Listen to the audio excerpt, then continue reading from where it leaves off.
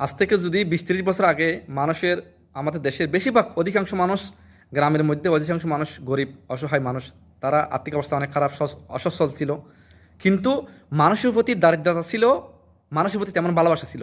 দারিদ্রতা থাকলেও মানুষের প্রতি অভাব ছিল, ঠিক অর্থাৎ অভাবের কথা বলতেছি, মানুষ অভাব থাকলেও ভালোবাসা ছিল মানুষের প্রতি। আর এখন ২০২৫ সালে এসে সমাজে তেমন তো অভাব নাই, অভাবী মানুষ খুবই কম, হাতে গোনা মাত্র কয়েকজন, হাতে গোনা কোটি কয়েক মানুষ ছাড়া বাকি সবাই এখন মোটামুটি স্বাবলম্বী।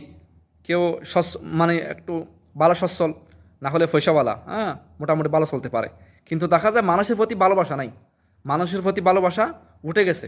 আজ থেকে ২০-৩০ বছর আগে গেলে মানুষের বাড়িতে মানুষ চা পানি ছাড়া, ভাত ভাত বা চা পানি ছাড়া, মানুষ খানা খাওয়ান ছাড়া মানুষকে যেতে দিত না, মানুষকে আসতে দিত না।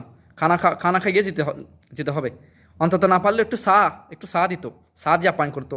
কিংবা যারা পান খাই, বেশিরভাগ মানুষ গ্রামে অঞ্চলতে বেশি পানের প্রচলন ছিল, মানে পান পাতা বলা হয়, মানে পান পাতা না খেয়ে তাদেরকে যেতে দিত না।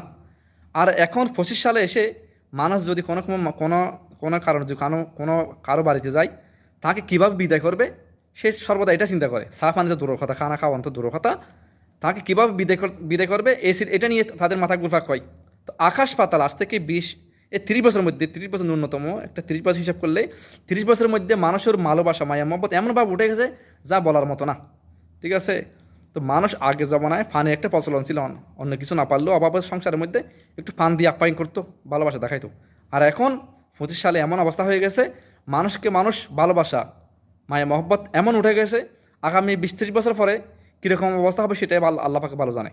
এখন মানুষের প্রতি সবসাথে এখন ভালোবাসা এসে গেছে টাকা পয়সার উপর। সমাজে যার কাছে টাকা আছে, পয়সা আছে, তার কাছে ভালোবাসা আছে, তার প্রতি মায়া মহব্বত ভালোবাসা অনেকখানি, হ্যাঁ অনেকটা ভালোবাসা আসবে। আর যার কাছে অভাব ভালোবাসা নাই, টাকা পয়সা নাই, তার জন্য ভালোবাসা নেই। পরিশেষে যদি একমত হয়ে থাকেন কমেন্ট করে জানাবেন আপনাদের মতামত। ভালো থাকেন। আসসালামু আলাইকুম রহমতুল্লাহি ওয়া বারাকাতুহু।